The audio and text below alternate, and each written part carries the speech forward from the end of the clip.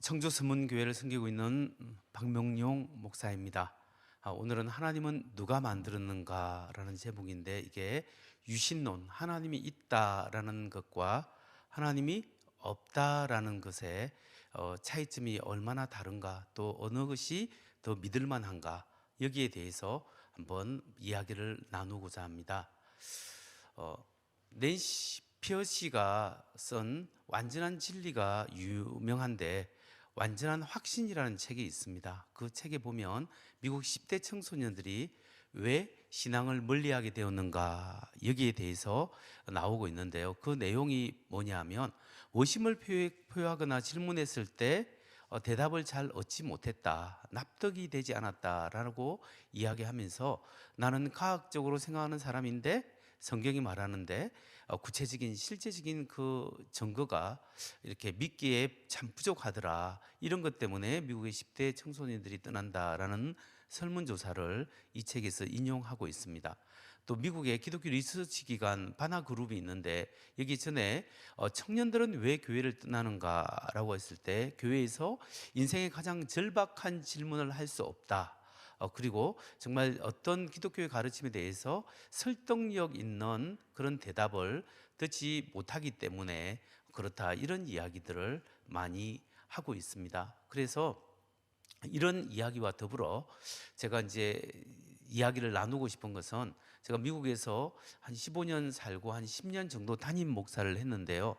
그때 유학생들을 대상으로 목회를 할 때 그 유학생들 중에 석사, 박사 학생들이 한 30명, 40명 많이 있었습니다. 근데 그 사람들의 중에 대부분이 한 3분의 2가 예수님을 처음 믿는 사람, 교회를 안 다녀본 사람들이죠. 근데 그 사람들에게 질문이 있었습니다. 그 유학생 목회하면서 그 지성인들에게 복음을 전할 때 그들이 종종 했던 질문이 뭐냐면, 바로 하나님은 진짜 존재하는가, 그리고 하나님은 누가 만들었는가, 하나님이 정말 계시는가, 그리고 하나님은 누가 만드는가, 진화론이 더 맞지 않겠습니까, 창조론보다. 그런 이야기를 이제 안 믿는 사람이니까 밥 먹으면서 속에 있는 이야기를 자주 했습니다. 그러니까 이 사람들에게 자기 머릿속에 있는 하나님을 믿기에 장애물이 있는데, 하나님은 정말 존재하는가, 그리고 하나님은 누가 만드는가, 하나님을 믿는다는 것이 정말 합당한가, 여기에 대한 확실한 이유를 심어주고 나면, 하나님을 믿으면 예수님의 복음을 확실하게 받아들이는 것을 느꼈습니다. 근데 예수님에 대해서 먼저 이야기하면 이 사람들이 잘 믿지를 않아요. 그런데 하나님에 대해서 인정하기 시작하면 그 다음부터 예수님의 복음을 바로 받아들이는 것을 제 경험으로 통해서 많이 느꼈습니다. 자, 이런 의미에서 볼 때 우리 한국은 하나님을 믿는 사람이 많을까요, 믿지 않는 사람이 많을까요? 지난해 2022년 전 세계 61개국 성인 57,768명을 대상으로 설문조사를 했고, 한국갤럽에서는 1,035명을 대상으로 설문조사했는데, 이게 비교하는 기사가 나와서 제가 소개해드립니다. 61개국 평균으로 보면, 나는 보통 다른 나라에서는 내가 62%가 내가 종교적인 사람이다, 이렇게 이야기합니다. 근데 한국에서는 36%만 종교적인 사람이고, 거의 무신론자가 34%, 종교적이지 않는 사람이 27%.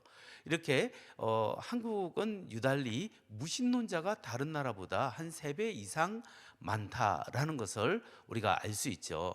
그것뿐만 아니라 이 하나님이 정말 존재하는가 할 때, 다른 나라에서는 61개국에서는 72%가 하나님을 믿었는데, 우리나라에는 한 41%밖에 믿지 않고 그 60% 정도가 하나님이 있다는 것을 의심하거나 하나님을 믿지 않는 사람들이 많다는 거죠. 그리고 천국과 지옥에 대한 물음도 우리나라에서는 거의 한 60%가 거의 믿지 않거나 여기에 대해서 의심을 하고 있다. 이 말은 한국 사람들이 훨씬 외국 사람에 비해서 현실지향적이다, 이렇게 이야기할 수 있습니다.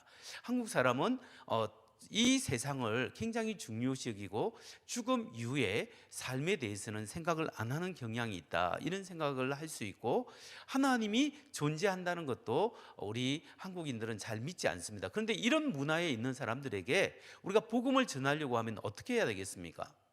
하나님이 살아계시다라는 그 증거에 대해서 좀 이성적으로 설득력 있게 설명을 해줄 때 하나님도 있을 수 있겠구나 라고 이렇게 생각이 들 때, 거기에 인생에 업앤다운이 있고 어려움이 있을 때 복음을 전했을 때 그 사람들이 복음을 받아들일 수 있는 훨씬 마음의 준비가 잘 되지 않겠습니까? 그러니까 우리나라는 훨씬 더 무신론이 강한 나라다, 이렇게 세계 평균보다 훨씬 무신론이 강한 나라다, 이렇게 평가할 수 있겠습니다. 그런 의미에서 우리가 하나님이 계시다라는 것, 하나님을 믿는 것이 얼마나 합당한가, 이런 것들을 오늘날 잘 설명해 줌으로써 우리가 사람들로 하여금 예수님의 복음으로 이끄는 그런 토대를 닦을 수 있다, 이렇게 이야기할 수 있습니다. 그러면 먼저 본론적으로 딱 들어가서 하나님이 존재하는가 할 때 하나님의 존재에 대한 세 가지 견해가 있습니다. 하나는 하나님은 존재한다, 유신론이라는 게 있고요. 하나는 하나님이 존재하지 않는다, 무신론이 있죠. 그리고 또 다른 하나는 뭐가 있을까요?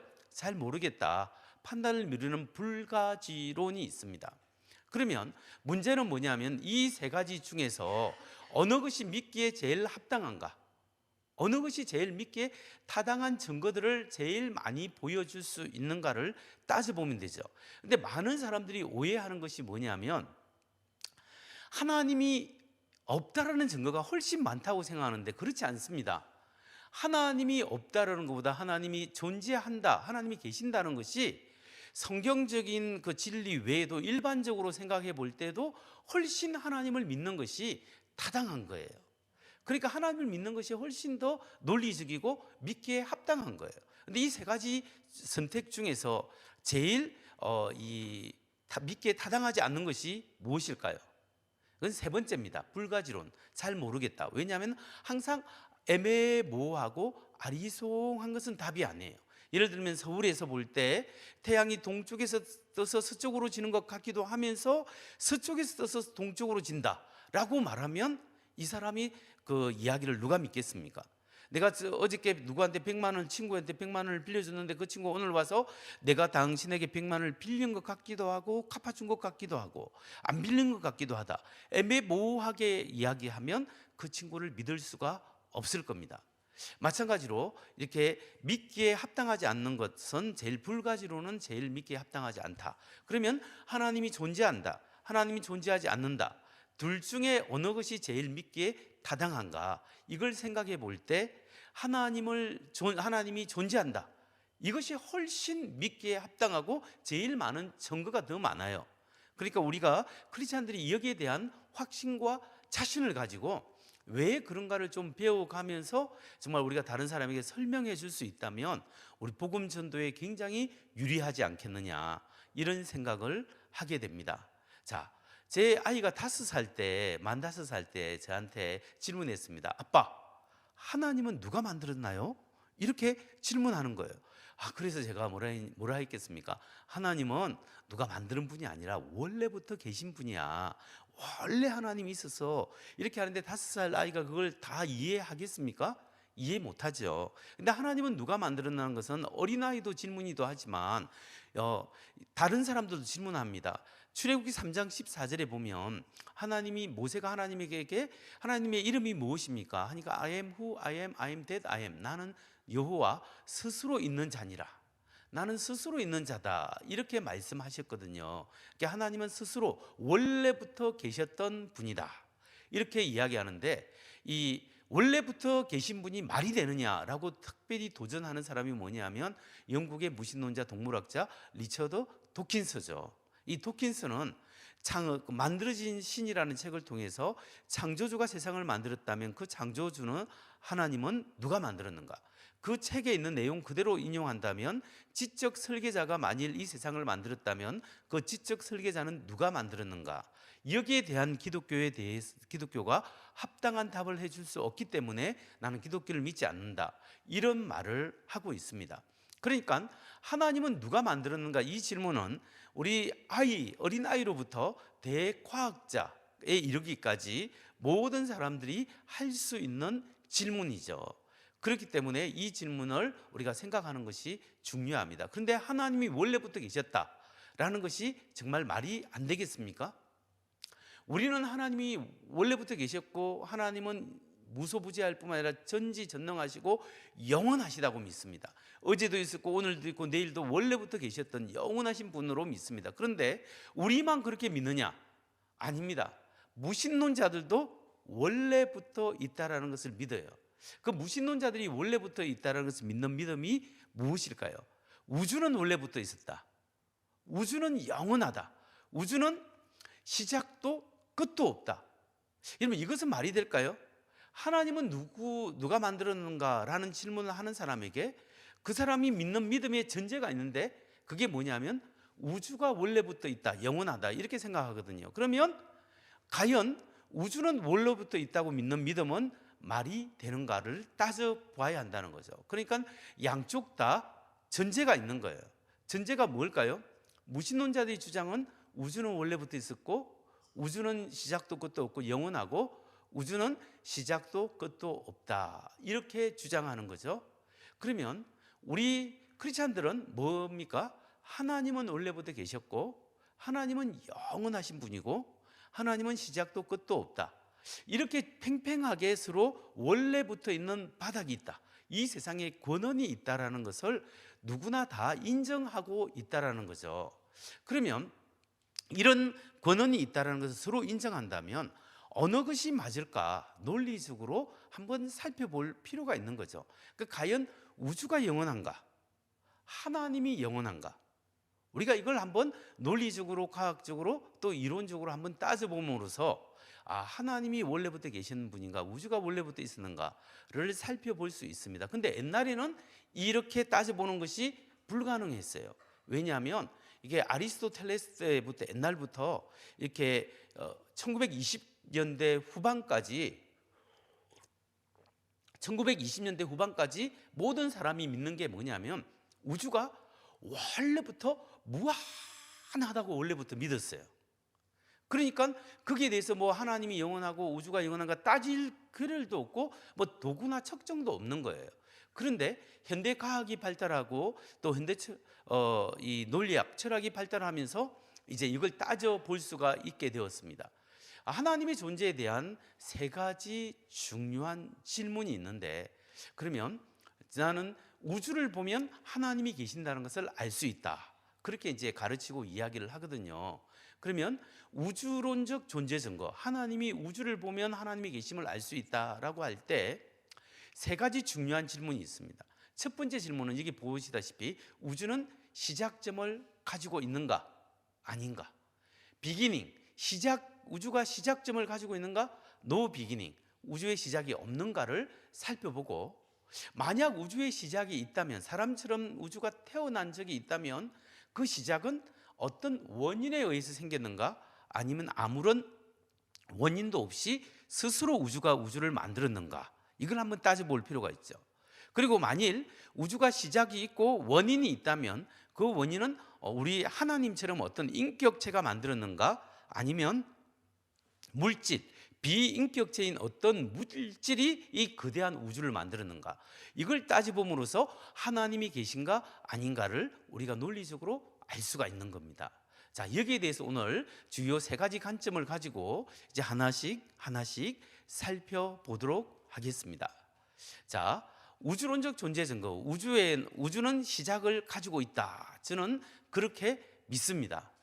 그 대표적인 이제 여러 가지 이야기가 있지만 과학적으로 보면 우주가 이 대폭발에 의해서 태어났다 이렇게 주장하는 사람들이 많이 있죠. 그 대표적인 이론을 우리는 우주의 시작점이 있다는 것을 과학적인 증거는 두 가지인데 하나는 빅뱅 이론이 있고 하나는 연력학 제2법칙이 있습니다.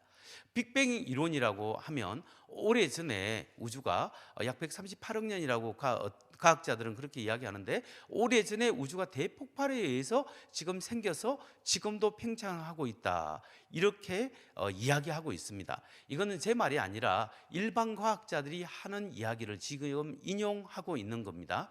그런데 이 빅뱅 이론을 창시자가 누구냐면 벨기에의 성직자면서 물리학자인 조르즈 르메트라는 사람이 이론을 맨 처음에 세웠습니다. 그리고 이제 그 이론을 세우고 다른 사람들도 이제 이렇게 이야기를 하고 있는데 그 다음에 이게 관측이 딱 돼서 우주가 팽창하면서 커지고 있다는 것을 알게 된 것이 1929년 미국의 천문학자 에드윈 허벌에 의해서 만원경, 우주 만원경을 통해서 적색 편의 현상이라는 것을 이렇게 발견하게 되었습니다. 예를 들면 이렇게 풍선이 있으면 풍선을 후 불면 불수록 풍선이 점점 커지잖아요.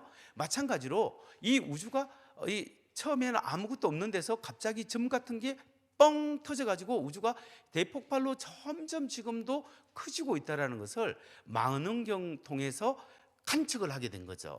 그래서 이걸 통해서 우주가 팽창하고 있구나, 이제 이런 이론을 확인하게 되었는데, 이건 이제 아인슈타인이 이걸 믿지 않았습니다.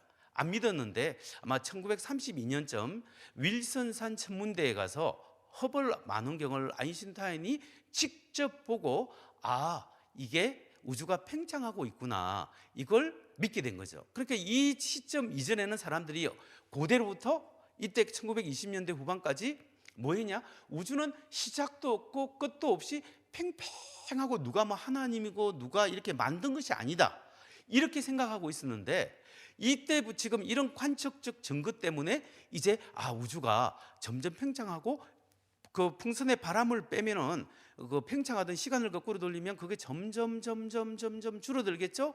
줄어들면 시작점까지 오겠죠. 그리고 시작점마저 사라지는 시점이 있지 않겠습니까? 그래서 우주가 한 점에서 갑자기 뻥 하고 이 우주가 생기고 지금도 계속적으로 커지고 있다, 이런 이론을 이제 확인하게 된 거죠.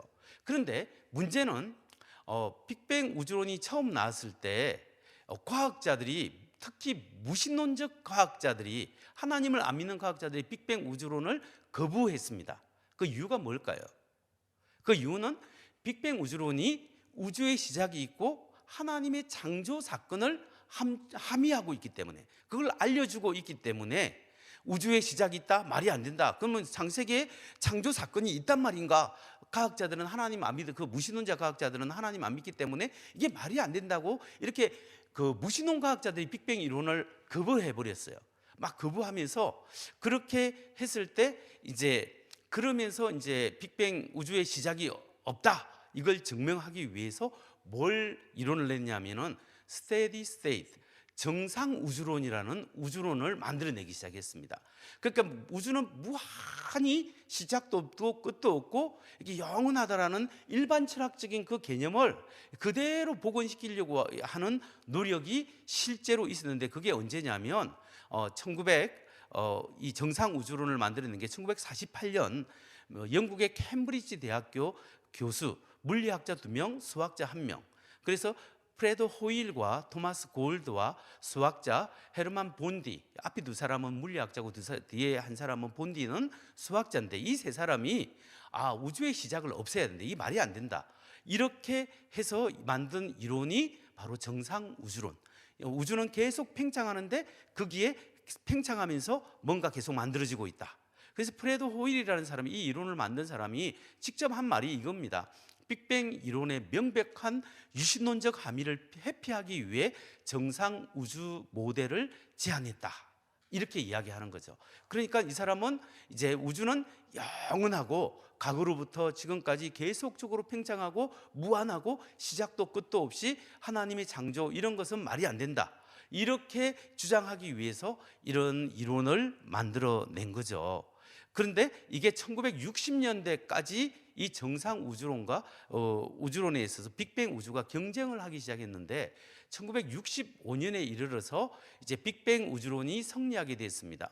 그 이유가 뭐냐면 우주 배경 복사의 그 발견 때문에 그렇습니다. 1965년 미국의 벨 연구소라는 연구소에서 우연하게 비둘기 똥을 치우고 뭐 이렇게 하다가 전 온 사방으로부터 오는 어떤 마이크로파 우주 배경 복사를 발견하게 된 겁니다. 이렇게 발견하게 되어서 물리학자 로버트 윌슨과 아노 펜지어스라는 사람이 우연히 우주 배경 복사를 발견했는데, 이게 우주가 뻥 하고 터지면 그 배경 복사열이 있는데 그것이 있지 않을까라고 이론을 세웠는데, 여기에서 발견하게 된 거죠. 그래서 이 발견 때문에 윌슨과 펜지어스는 노벨 물리학상을 받게 되는 거죠. 이게 대단한 발견입니다. 이것 때문에 이제 1970년대 이후에 대부분의 우주학자는 정상 우주론을 던져버리고 이제 포기하고 이제 뭐 했냐면 빅뱅 우주론을 믿게 된 거죠. 근데 여기서 중요한 것은 칼텍 캘리포니아 공과대학 천문학 교수가 앨런 샌디지였는데, 앨런 샌디지는 현대 천문학의 아버지라고 불릴 만큼 세계적인 권위자입니다. 그런데 이 사람이 무엇 때문에, 빅뱅 때문에 하나님을 믿었다고 하는 거예요. 이 앨런 샌디지는 불가지론자고 과학적 유물론자예요. 이 세상은 물질만 존재하고 하나님은 무엇이고 없다, 이렇게 생각한 사람이었습니다. 그런데 이 사람이 1985년 2월 미국 텍사스 달라스에 거기서 과학자와 철학자들이 학술 대회를 열었는데, 이때 앨런 샌디지가 나와서 자기의 신앙 간증이 아니라 과학 소견을 발표를 했습니다. 그때 앨런 샌디지가 빅뱅을 하나님의 창조 사건으로 자기가 인식했고 그 과학적 발견으로 인해서 하나님을 믿게 되었다고 이렇게 발표하게 된 거죠. 그러니까 사람들이 야, 이게 저 사람이, 저 유명한 사람이 빅뱅 때문에 하나님이 있다고 믿게 되었느냐, 굉장히 많은 사람들이 충격을 받은 사건이 그때 일어났습니다. 그러니까 빅뱅 때문에 사실은 하나님을 믿게 된 사람이 앨런 샌디지죠. 그런데 그 이후에 이제 1989년에 미국에서 그 나사에서 코비 인공위성을 발사했거든요. 근데 코비 인공위성이 이제 활동하면서 우주 배경 복사열을 실제로 1992년 4월 24일에 발표를 했습니다. 이렇게 붉은색은 멀리 가는 거고 푸른색은 지구로 가까이 오는 별이고 불빛이고, 이렇게 해서 우주 전체 배경 복사 사진을 이제 사진으로 찍어버린 거죠. 이렇게 발견하고 이제 사람을 카메라에 담듯이 우주의 배경 복사열을 이 카메라에 담았기 때문에 문제가 뭐냐면은 이제는 이제 확실하게 알게 된 거죠. 그래서 이 우주 코비 인공위성 프로젝트를 한 두 사람이 노벨 물리학상을 또 받게 됩니다. 이게 빅뱅과 관련해서 노벨 물리학상 받은 사람이 4사람이나 되고 2번의 물리학상이 주어지게 되는 거죠. 그런 의미에서 이제 사람들은 우주가 정말 팽창하고 우주가 시작점이 있구나, 이것을 알게 된 겁니다. 그래서 이제 2001년 6월 달에 윌킨스 극초단파 탐사선이 이제 쏘아져 갖고 거기서 이런 사진을 이제 발견하게 되었고, 이제 2014년은 우주의 빅뱅 중력파가 발견되어짐으로써 이제 여기에 사람들은 지난 100년간의 과학적 발견을 통해서 우주가 점점 커져가고 있구나. 그러면서 우주가 아주 작은 점도 없는 데서, 아무것도 없는 데서 갑자기 뭔가 점 같은 게 생기더만 뻥 하고 이 거대한 대우주가 생기고 계속적으로 우주가 생겨가고 있구나, 이걸 발견하게 된 겁니다. 그래서 빅뱅 우주론은 우주의 시작이 있다라는 사실을 이야기하고 있는데, 과학자들은 여전히 불편한 거예요. 무신론자 과학자는 뭐가 불편하냐? 우주의 시작이 있는 것은 하나님의 창조를 이야기하는데 시작도 없고 끝도 없고 이걸 돼야 우리가 하나님 모시고 다 지어버릴 수 있는데, 그런 노력으로 급팽창 이론이라고 이걸 만들어내기 시작했죠. 그리고 혼돈 급팽창 이론, 그리고 다중 우주론을 만들어내기 시작했습니다. 그게 뭐냐면 급팽창하면서 시작이 없고 여기저기 계속 팽창하고 여기서 또 나오고 저기서 나오고 해가지고 결국 우주가 시작이 없다. 그리고 우주가 하나의 우주가 아니라 거품처럼 엄청나게 많은 우주가 이 세상에 존재한다, 이렇게 이야기함으로써 시작을 없애려고 하는 노력이 있어 왔습니다. 그런데 그런 노력도 사실상 물거품이 된 이유가 있습니다. 그게 뭐냐, 우주의 시작이 있다는 것을 이렇게 지울 수 없는 이유가 뭐냐면 2003년에 유명한 과학자 알빈 보드, 앨런 구스, 알렉산더 빌링켄, 이 세 사람은 엄청나게 유명한 과학자지 않습니까? 이 사람들이 이론적으로 실제적으로 증명을 했는데, 그게 뭐냐면 급팽창이 옳더라도 우주는 시작이 있어야 한다. 이런 알렌 구스는 급팽창 이론을 만든 사람이에요, 자기가. 근데 자기가 하는 말이 뭐냐면 시작을 지우려고 했는데 시작이 안 지워지더라는 거죠. 모든 팽창하는 우주는 시작점을 가지고야 하고 우주의 시작이 있었음을 가리킨다. 이게 증명했다라는 거죠. 이론적으로 실질적으로 증명했습니다. 그래서 알렉산더 빌링켄이라는 사람은 이렇게 이야기합니다. 이제 증명이 확립되었으므로 우주학자들은 더 이상 과거가 영원한 우주의 가능성 뒤에 숨을 수 없다. 탈출구가 없다. 그들은 우주의 시작이라는 문제에 직면해야 한다. 그러니까 뭐 다중 우주든 어떤 우주든지 이렇게 팽창하는 우주는 무조건 거꾸로 시간을 거꾸로 돌려보면 시작이 있다라는 거죠. 시작. 그렇게 이 시작이 있다라는 것은 창조를 의미하기 때문에 그 시작점을 지울 수가 없다라는 것. 이게 이제 빅뱅 이론의 굉장히 중요한 포인트예요. 무신론자들이 빅뱅 이론을 거부한 이유가 시작이 있고 하나님이 시작했지 않느냐, 이 말을 하지 못하게끔 하기 위해서 막 노력을 했는데 이게 실패한 거죠. 그런데 제 말을 듣고 여러분 중에서 굉장히 거부감이 있을 거예요. 빅뱅 이론 이거 우리 어느 과학자님하고 목사님 이거 아니라 하던데. 근데 여러분 138억 년 동안 이게 폭발했는지 안 했는지, 그 긴 역사를 가지는지는 실제로 사실은 과학자들이 그렇게 이야기하지만 실제로 성경은 6일 창조를 주장하잖아요. 그런데 우리는 과학 이론과 이 성경의 진리가 상충할 때 우리는 성경적 진리를 선택하는 게 저는 맞다고 생각합니다. 그리고 그 과학 이론은 또 다른 이론이 있을 때는 폐기될 수 있어요. 과학 이론은 완전하지 못합니다. 하나님의 말씀은 완전하지만 과학 이론은 또 다른 증거가 나오면 바뀌어질 수 있는 거거든요. 그런데 저는 여기에서 우리가 좀 약간의 여유를 가지고 이 문제를 한번 생각해 봤으면 좋겠습니다.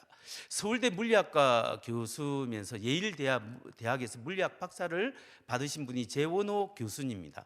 조이어스 교회 장로님이시기도 하는데 이분의 책 중에 과학 창세기의 우주를 만나다라는 책이 있는데 여기에 좋은 인사이트가 있습니다. 인사이트가 뭐냐면 이분이 제안하는 게 오늘날 이분이 뭘 갖고 하냐면은 아인슈타인의 특수 상대성 이론이 있어요. 아인슈타인 특수 상대성 이론이 있는데 그 이론은 뭐냐면 시간의 상대성에 대해서 이야기하고 있거든요. 그 원리를 과학 이론에 적용해 보면 이렇게 결론을 지을 수 있다고 그 책에 설명하고 있는데 이게 굉장히 좋은 인사이트 같습니다. 오늘날 지구상의 인간의 관점에서 보면 우주는 140억 년의 오랜 역사를 갖는다. 그렇지만 창조 당시 창조주의 관점에서 보면 이는 단지 6일간의 일이다. 다시 말하면 초기 우주의 관점, 빠른 속도로 팽창하는 상태에서 현재를 바라보면 6일간의 사건이지만 현재 우주의 관점, 우리 사람이죠. 상대적인 정지 상태에서 과거의 초기 우주를 바라보면 뭐죠? 140년의 사건이 되는 것이다. 이게 상대적으로 어느 관점에서 바라보냐에 따라 다르다라고 이야기하면서 이 초기의 하나님의 시작의 관점에서는 이게 6일의 기간이 된다. 그 계산한 방법을 이렇게 그 책에서 잘 설명하고 있습니다. 저는 이제 이게 성경적 원리도 맞으면서 우주 이론들을 이렇게 생각해 볼 여지가 있지 않느냐 생각하는데, 제가 사실은 이 오른팔을 3번을 부르셨습니다. 초등학교 때 한 번, 그리고 군대에서 한 번, 대학 다닐 때 한 번, 3번을 부르트는데 제가 이 팔을 부르트린 사람은 아는데 이 어릴 때 팔을 부르트려 보면 기부스를 해야 되잖아요. 깁스를 하면 한 2개월 내지 2개월 정도 이상을 깁스를 하고 있으면 애들이 막 여기에 사인도 하고 막 그러잖아요. 근데 나중에 2개월 이후에 이걸 깁스를 풀면 여기에 막 때도 끼어 있고 해서 뭐 이걸 하면 풀면 바로 이 팔이 펴집니까? 안 펴져요. 옛날에는 더운 물로 이렇게 마사지를 해가지고 한 이틀, 사흘, 일주일 정도 이상을 가야 되는데 요즘은 깁스를 하고 나면 물리 치료가 있어가지고 비교적 빨리 풀어지긴 합니다만 깁스를 풀고 바로 풀어지는 경우가 없잖아요. 그런데 생각해 보세요. 요한복음 5장, 6장에 보면 5장에 보면 그 베데스다 연못가에 그 38년 된 환자가 누워 있었잖아요. 누워 있었는데 예수님께서 그 사람에 가서 이제 물이 동할 때 나를 들어주는 사람이 없어서 그렇습니다 하니까 예수님이 뭐라고 합니까? 네 상을 가지고 일어나 안식일에 걸어가라. 그래서 이 사람이 그 말씀을 듣고 바로 일어나 걸어갔습니다. 38년 동안 누워 있는 사람은 이 다리 하체에 근육도 없고 인대도 이렇게 굳어져 있고 뼈도 굳어져 있어서 일어날 수가 없을 거예요.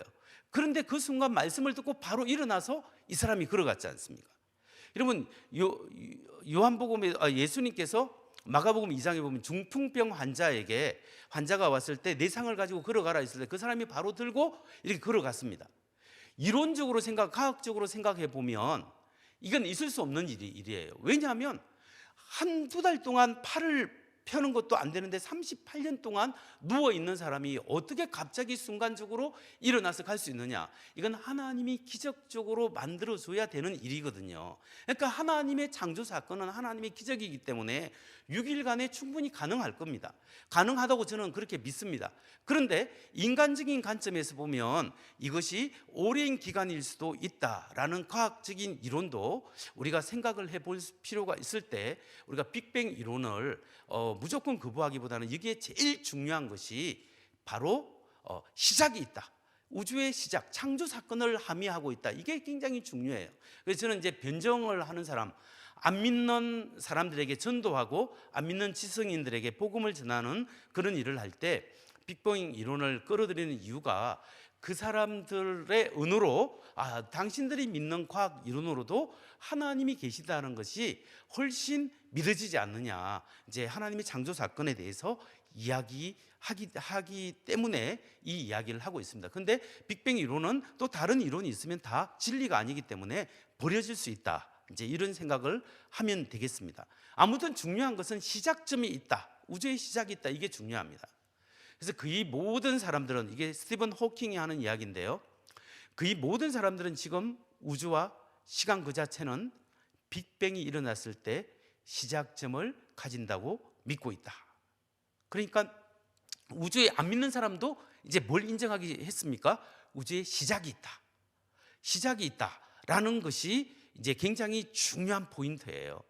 자, 그러면 이제 과학 이론이 그렇고 과학의 확정적인 법칙이 있어요. 그게 연력학 제2법칙, The Second Law Thermodynamics라고 하는데, 연력학 제2법칙은 이것은 그냥 과학 이론이 아니라 법칙이기 때문에 진리예요. 요거는 없어지지 않고 바뀌어지지 않습니다. 이것은 우주 안에 있는 엔트로피, 사용 불가능한 에너지가 증가하고 있는 반면에 사용할 수 없는 에너지가 사용할 수 있는 에너지가 줄어들고 있다.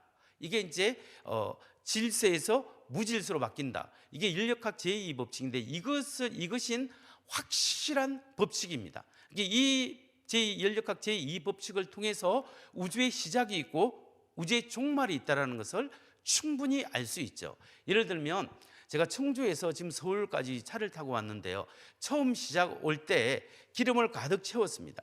그래서 서울에서 이 강의 마치고 제가 만일에 저 강릉을 갔다가 부산을 갔다가 전라도 광주 강력시로 갔다가 청주로 돌아갔다 할 때 제 차의 기름이 계속 그대로 머물러 있습니까? 점점 운행하면 할수록 줄어들겠죠. 마찬가지로 우주에 시작할 때 뻥 하고 하나님이 빛이 있으라 할 때, 창조했을 때 그 100% 에너지가 딱 채워져 있었던 거죠. 근데 우주가 팽창하고 우주가 지나가면 갈수록 계속적으로 에너지가 소모하고 지금도 점점 사용 가능한 에너지, 기름이 닳듯이 에너지가 줄어들고 있어요. 그 말은 이게 측정이 되는데, 이 말은 시작할 때 100%가 있기 때문에 우주가 만일에 시작도 없고 끝도 없다면 지금은 어떻게 돼 있어야 됩니까? 에너지가 제로 상태에 머물러 있어야 되죠. 그런데 에너지가 지금도 줄어들고 있다는 사실을 생각하면서 이것은 우주적으로 적용되는 법칙입니다. 그러니까 이런 것을 통해서 우리가 우주의 시작이 있고 끝이 있다는 사실을 충분히 알 수 있습니다. 여기에 대해서 이 폴 데이비스라고 무신론자죠. 이 폴 데이비스 물리학자는 연력학 제2법칙에 관련해서 결론을 이렇게 내립니다. 이게 보면 이렇게 내립니다. 이 우주는 영원히 존재할 수 없다. 우리는 유한한 시간 전에 절대적 시작이 있어야만 한다는 것을 알고 있다. 그러니까 연력학 제2법칙은 법칙이에요. 이건 바뀌어지지 않습니다. 우주는 영원히 존재할 수 없고 시작이 있고 끝이 있는 거예요. 태양도 다 닳아서 적석 외성이 되고 나중에 사라질 수가 있는 거죠. 그러니까 이 우주 전체가 그렇기 때문에 시작이 있다라는 사실이 굉장히 중요합니다. 자, 지금까지 제가 계속 강조해서 우주의 현재 우주가 점점 커지는데 이걸 시간을 거꾸로 돌려보면 줄어들겠죠? 줄어들겠죠? 줄어들겠죠? 점점 줄어들 시간을 가면 시작점이 있다라는 거죠. 그 우주의 시작이 있다. 이것이 현대 우주론에서 굉장히 중요한 포인트입니다. 자, 그러면 우주는 영원하지 않다라는 거죠. 무신론자는 우주가 영원해야 되는데 우주가 영원하지 않고 우주는 만들어진 시작이 있고 우주가 끝이 있으니까 우주 안에 어떤 신을 믿더라도 다 죽어요. 예를 들어서 뭐 불교나 힌두교나 이런 사람들은 우주 자체가 신으로 보고 우주 안에 있는 다신교도 우주 안에는 뭐 태양신, 별신, 용왕신, 뭐 산신, 뭐 여러 신을 다 숨기지만 우주 자체가 죽어버리는 거예요. 우주가 태어난 게 있고 우주가 끝이 있기 때문에 우주가 종말을 맺을 때 모든 것이 다 끝나게 된다는 거죠. 그런 의미에서 볼 때 우주는 영원하지 않고 우주는 시작이 있고 끝이 있다. 그런 의미에서 우주의 시작이 있다라는 사실은 우리가 부인할 수 없는 사실이다라는 것을 여러분 알게 되었습니다.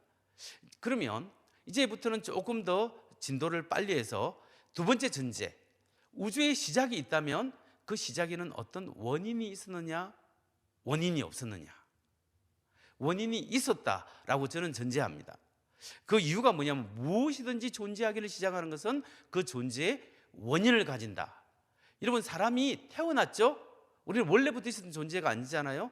사람이 태어났으면 내가 나 스스로를 만드는 게 아니고 나를 제외한 내 부모님이 결혼했기 때문에 내가 태어난 거지 않습니까? 그래서 우주는 존재하기를 시작했다, 사람처럼. 그렇기 때문에 우주는 존재의 원인을 가진다, 이렇게 이야기할 수가 있습니다. 그러니까 원인 없이 스스로 만든 게 아니에요. 우주가 원인이 있다라는 거죠. 자, 여기서 보면 우주의 존재하기를 시작한 모든 것의 결과는 원인이 있습니다. 우주를 포함해서 우주 안에 있는 모든 시작이 있는 것은 원인이 있어요. 그 원인은 그 유한한 사건 그 자체가 자기를 만들 수 있는 것이 아니라 자기를 제외한 어떤 다른 것에 의해서 만들어져야 돼요. 예를 들어 제가 설명했듯이 저는 제가 저를 만들 수 있는 게 아니라 저 부모님에 의해서 만들고, 그 부모님은 누구에 의해서 만들었냐? 부모님에 의해서 만들어지는 겁니다. 여기에 그 탁자가 있으면 여기에 포디움 강대상이 있는데, 이 강대상은 강대상이 강대상 스스로를 만드는 것이 아니라 이 강대상을 제외한 어떤 다른 사람이 이걸 만들어야 되는 거죠.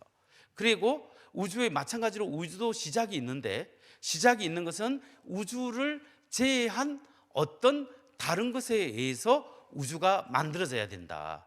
이제 이게 논리적으로 생각해 볼 때 합당하다라는 사실입니다. 우주가 우주를 만들 수 없는 거죠. 그럼 어떤 원인이 있는데 그 원인은 우주를 제외한 어떤 다른 것에 의해서 만들어져야 된다, 이렇게 이야기할 수 있습니다.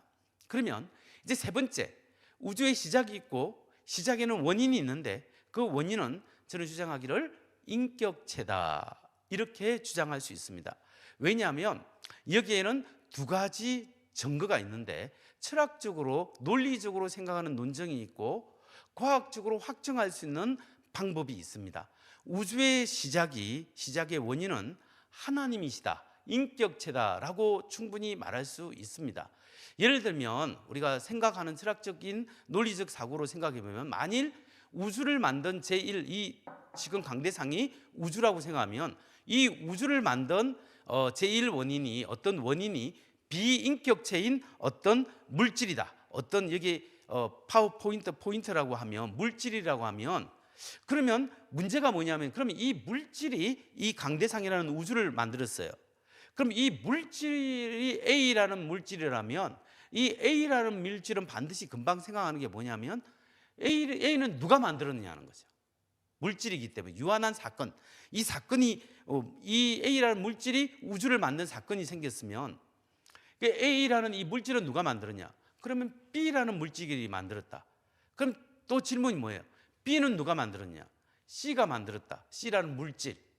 C는 D, E, F, G, H, I, J, K 쭉 끝없이 과거 사건으로 가는데, 끝없이 과거 사건으로 가는 것은 논리적으로 말해서 이게 regress라 해서 의미 없는 대답이다, 이렇게 이야기하는 겁니다.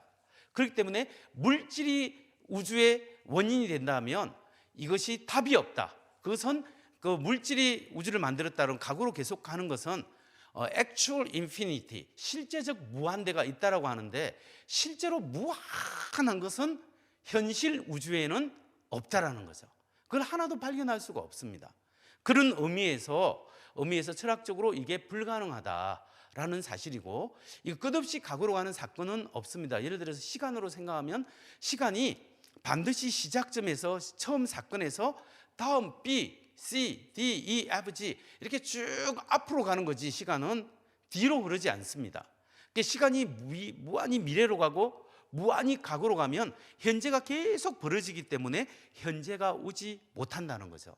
현재가 온다라는 것은, 제가 이게 지금 강의하고 있는 것은 제가 청주에서 출발해서, 교회에서 출발해서 차를 타고 오고, 차를 타고 오는 그 사건이 있었고, 그 사건 중간에 점심을 먹은 사건이 있고, 그리고 차를 마신 사건이 있고, 여기 와서 강의하는 사건이 있는 거죠. 그렇게 출발한 사건, 그 다음 사건을 통해서 현재가 오는 거지, 앞으로도 가고 뒤로 가면 현재가 결코 올 수 없다라는 거죠. 이런 의미에서 우주의 시간은 사건의 연속이에요. 우주가 시작한 최초 사건이 있고, 그 다음 B 사건, C 사건, D 사건에서 현재에서, 과거에서, 시작점에서 미래로 시간이 흐르는 거, 이게 상식적이고 이게 물리적으로, 물리학적으로 맞는 이야기예요. 그러니까 과거 특정한 시간에 우주를 창조하기로 선택하는 물질이 그 원인이라면 최초 사건을 설명이 안 돼. 그 물질은 누가 만드는가? 왜냐하면 물질이 이것이 어떤 사건을 줄 수 없기 때문에, 그 물질이 만들어진 사건, 그 사건을 설명이 안 돼요. 그렇기 때문에 물질을 초월한 어떤 인격적인 존재가 있어야 현재 이 우주가 설명이 되어지는 겁니다. 이걸 좀 더 다르게 설명하면 과학적으로 이렇게 설명을 할 수 있습니다. 자, 최초의 강대상이 우주라고 생각하면 이 우주를 만든 어떤 원인은 물질이 아니다 라는 사실이 과학적으로도 설명할 수 있는데, 그게 뭐냐면, 우주가 예를 들어서 빅뱅에 의해서 만들어졌다면 뻥 하고 하나님이 세상을 말씀으로 창조하시는데, 아무튼 세상이 창조될 때, 아니면 과학적으로 보면 뻥 하고 만들어졌으면 그 시작할 때 시작점은 아무것도 없는 nothing이라는 거죠. out of nothing, 아무것도 없는 데서 우주가 만들어졌어요. 이게 제 말이 아니라 과학적인 이야기입니다. 우주의 최초 시작점에는 문자 그대로 아무것도 없었다고 합니다. 그러면 아무것도 없었는데 어떻게 이 엄청난 대우주가 만들어질 수 있겠습니까? 이게 미스테리죠. 자, 보세요. 시간을 거꾸로 돌려봅니다. 현재 우주에서 아래로 다시 최초 사건으로 돌아가면 뻥 하고 과학자들이 말하는 그 시작점이 나오는데, 그 시작점을 특이점이라고 합니다. 이 특이점에서, 이 시작점에서 공간과 시간이 존재하여 나왔다. 그 특이점 이전에는 문자적으로 아무것도 존재하지 않았다. 따라서 만약 우주가 그러한 특이점에서 기원하였다면 우리는 진실로 무로부터의 창조를 가진다. 이게 우주의 인류의 우주적 원리라는 존 베로하고 프랭크 티플러가 쓴 책에 보면 이렇게 기술하고 있습니다. 그러니까 우주의 시작점은 시작할 때 아무것도 없었다는, 아무것도 없으면 시간도 없었고 물질도 없었고 공간도 없었다라는 이야기죠. 그리고 우주과학자 중에 굉장히 유명한 사람이 바로 요즘은 알렉산더 빌링켄이에요. 알렉산더 빌링켄은 천문학 하는 사람 중에 굉장히 유명한 사람인데, 우주가 무에서 탄생했다고 이 사람은 주장하고, 그런 사람들이 많습니다. 자, 빌링켄은 무는 무일 뿐입니다. 공간도 없고 시간도 존재하지 않는 정말 아무것도 없는 상태죠. 여러분, 무신론자 중에 폴 데이비스가 하는 말이, 우주는 무로부터 나왔는데 우주는 시간도 공간도 없는 무로부터 창조되었으며 우주 창조 이전에는 아무 물질도 없었다라고 이야기하고 있습니다. 자, 그렇다면 이 과학자들이 대표적인 사람만 인용했는데, 이렇게 과학자들이 하는 말이 뭐냐면, 우주의 시작 전에는 물질이 없었다. 그래서 우주는 시작이 있죠. 시작이 있는데 그 시작에는 아무것도 없는 데서 우주가 시작됐다라는 거예요. 그러면 여기에 보면 목사님 조그만 물질이 없었습니까? 물질도 없었대요. 그러면 시간도 없었어요? 없었어요. 공간도 없었어요? 아무것도 없었어요. 아무것도 없는 데서 이 거대한 우주가 나왔어요. 여러분, 그 우주 창조 이전에는 과학적으로 말할 수 있는 것은 우주 창조 이전에는 그 시작점 이전에는 아무것도 없었다. 물질이 없었단 말이에요. 근데 생각해 보십시오. 아무것도 없는 물질이 없는 데서 어떻게 뭔가가 터져 지금 나올 수 있다면 지금도 뭔가가 뻥뻥뻥뻥 이 세상에 논리적으로 터져 나와야 돼요. 자전거도 나오고 자동차도 나오고 뭐 어떤 물질도 나오고 갑자기 없는 데서 뭔가 터져 나와야 되는데 어떻게 아무것도 없는 데서 갑자기 우주가 나올 수 있을까? 아무것도 없는 데서 뭔가가 계속 나올 수 있는가? 그렇지 않다라는 거죠. 그런 의미에서 우주는 뭔가 시작이 했는데 아무것도 없는 데서 나올 수가 없는가? 뭔가가 있어야 돼요. 뭔가가 있어야 되는데 그 뭔가는 물질이 아니라는 거죠. 자, 보세요. 아무것도 없는 데서 우주가 뻥 하고 나왔다면 롯데월드타워 빌딩이 하루아침에 뿅 하고 나타났다. 이것보다 더 믿지 못해요. 서울시가, 이 거대한 서울시가 하루아침에 갑자기 뿅 하고 나타났다 믿을 사람 있습니까? 그런데 이 우주는 서울시보다 크고 이 지구는 지구가 서울시보다 크고 이 지구보다 태양계가 크고 태양계보다 우리 은하계가 커요. 은하계보다 이 엄청나게 거대한 우주가 아무것도 없는 데서 갑자기 뿅 하고 나왔다라는 거죠. 이걸 믿으라고 지금 과학자들이 이야기하는 거거든요. 그러니까 뭔가가 원인이 있어야 돼요. 자, 그런데 이게 놀라운 것이 하나 더 있는데 그게 뭐냐면 처음에 시작할 때 아무것도 없는 데서 뭔가 뻥 하고 나왔는데 처음부터 굉장히 정교하게 미세하게 조정되어 있었다. 이걸 파인 튜닝이라고 합니다. 우주에 힘이 있는데 양력, 강력, 전자기력, 중력 여러 가지 이것을 비롯해서 20몇 가지의 우주의 최소한 상수들이 있는데 이게 조정되어 있지 않고 흐트러지면 조금만 다르면 생명체가 태어날 수가 없어요. 그런데 이게 엄청나게 정교하게 조정되어 있어요. 스티븐 호킹 같은 경우 위대한 설계라는 책에서 강한 핵력이나 전기력을 지배하는 법칙들은 조금이라도 건드리면 우리가 존재할 가능성은 사라진다. 뿐만 아니라 우리의 우주와 그곳의 법칙들은 우리를 지탱하기 위해서 맞춤형으로 설계된 것처럼 보인다. 우리가 존재하려면 그 설계를 변경할 여지는 거의 없는 듯하다. 자, 보세요. 여기 포인트가 있는데 제가 이 포인트를 제 한 손으로도 이렇게 짚기가 참 힘들어요. 그런데 우주가 처음 시작할 때 이 포인트를, 이 밸런스를 잡는 이것 정도가 아니라 엄청나게 많은 우주의 법칙들이 정교하게 조율해서 예를 들어서 중력만 2.54cm, 1인치만 이 우주의 중력이 커지거나 작아지면 생명체가 살 수가 없는 우주가 되어진대요. 그러니까 폴 데이비스 같은 경우는 중력이 그렇게 놀라울 정도로 가장 알맞은 숫자인 것은 우주론에 있어 가장 신비한 일 중에 하나이다. 굉장히 우주가 정교하게 조정되어 있는데 이런 밸런스가, 이 법칙들이 어떻게 처음부터, 원래 폭발이라는 건 불규칙이에요. 규칙할 수가 없어요. 그런데 규칙일 뿐만 아니라 엄청난 법칙들이 처음부터 에너지가 100% 채워지면서 정교하게 우주가 만들어져 있다. 이건 말이 안 되는 일이 생겼는데 어떻게 우주가 처음부터 정교한 질서가 이렇게 생길 수 있었는가? 근데 정교한 질서뿐만 아니라 이걸 질서가 뭐냐면은 정보예요. 처음부터 엄청난 정보, 거대한 우주를 움직이는 그런 정보가 이 안에 들어있고, 그뿐만 아니라 인간의 의식이나 물질에서 어떻게 이성이 나왔고 어떻게 객관적 도덕성이 이 세상에 존재하는가, 이런 것들은 과연 이 세상에 물질만 있었다면 어떻게 이런 것이 나올 수 있느냐? 나올 수가 없죠. 그래서 여기서 보면 여러분, 우리 지구가 자전을 하잖아요. 지구가 자전을 하는데 이렇게 1초에 몇 미터를 움직일까요? 1초에 찰칵하는데 지구가 삥 도는데 한 2, 3m 움직일까요? 아니요. 적도에서 측정해보면 465m를 움직인대요. 찰칵하는데 465m. 그런데 지구가 자전만 하는 게 아니라 태양을 중심으로 공전을 해요. 이렇게 쭉 돌아다니는데 지구가 태양을 중심으로 공전을 하는데 1초에 찰칵하는데 얼마나 움직일까요?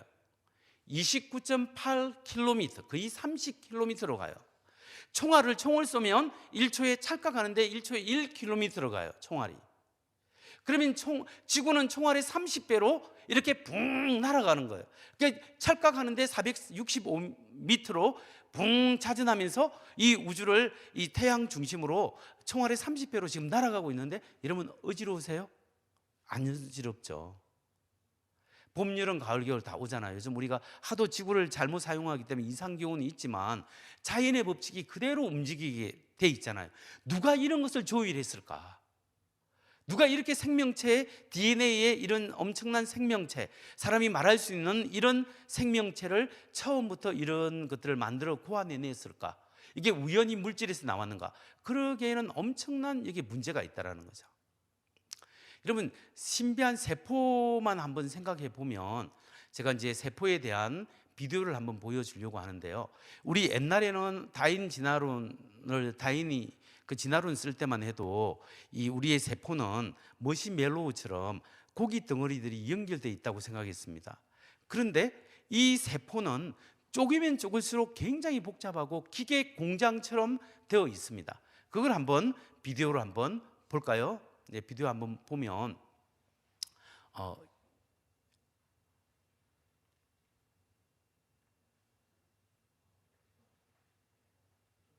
네, 한번 틀어주세요.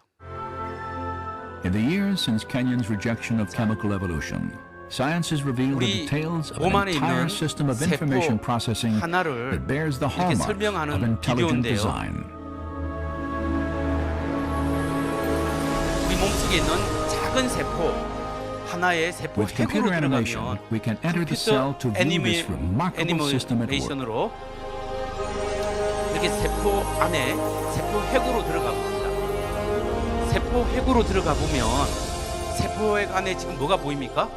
DNA가 After 보이죠. entering the heart of the cell, we see 그 the 세포 핵 tightly 안에 wound 중심에 strands of 보면 DNA, DNA가 있는데 storehouses for the 약 instructions 30억 necessary 개의 to build every 염기들이 protein in an 낯선 organism. 형으로 이렇게 존재하고 있고, 이 DNA는 단백질로 이루어져 있죠. In a process known as 근데 이 transcription, DNA는 a molecular 그 machine DNA가 first 이 unwinds a 단백질은 section of the 이 DNA 세포가 helix 분열을 to 해야 살 수 expose the 있는데 genetic instructions needed to assemble 이 a 분열이 specific protein 이루어져야 사람이 살 수가 있습니다.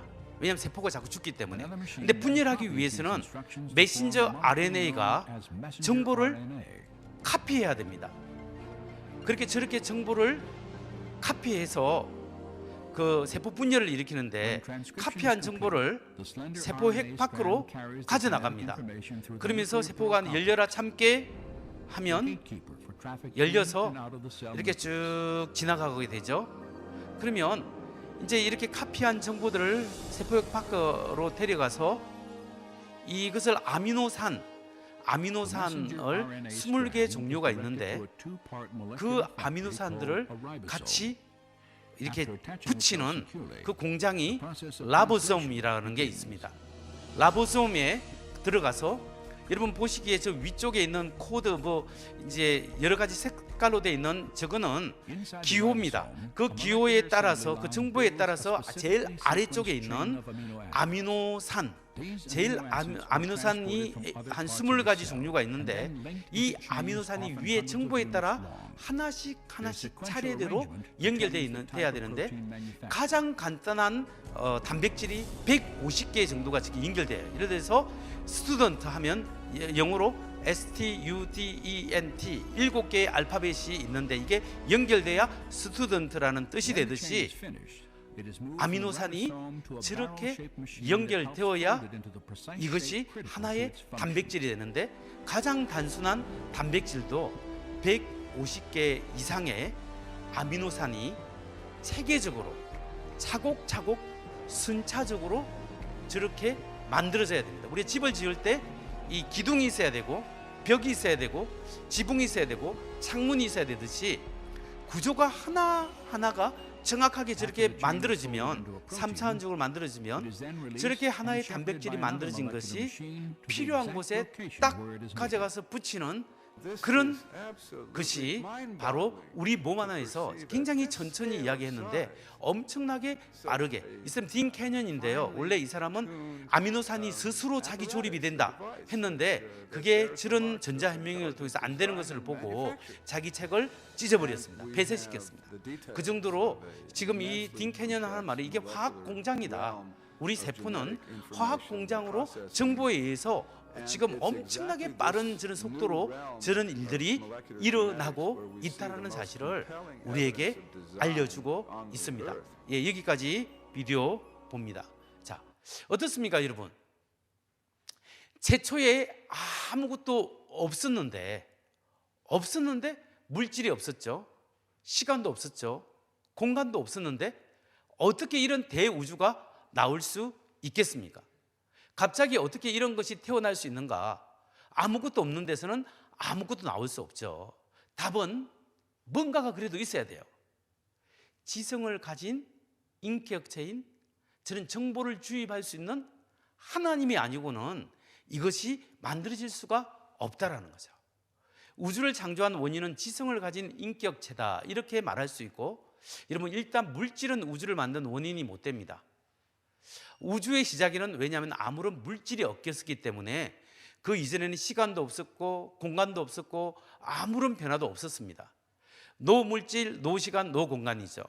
근데 그 초월자, 우주를 만든 사람의 특징은 뭐냐면, 분의 특징은 반드시 비물질, 물질이 아니면서 시간을 초월하고 변하지 않는, 그러면 세상을 만들려고 의지하는 의지적이면서 이게 정보를 집어넣을 수 있는, 사람처럼 스마트한 사람을 만들어낼 수 있는 그런 인격체인 지성적 존재가 있어야 반드시 이게 이루어진다. 이런 특성을 가진 존재가 뭐예요? 바로 이런 존재를 우리 지성적인 인격체인 그런 분을 창조주 하나님이다. 성경은 그렇게 이야기하고, 인격적인 창조주 하나님이 없으면 이 우주가 설명이 안 되는 거예요.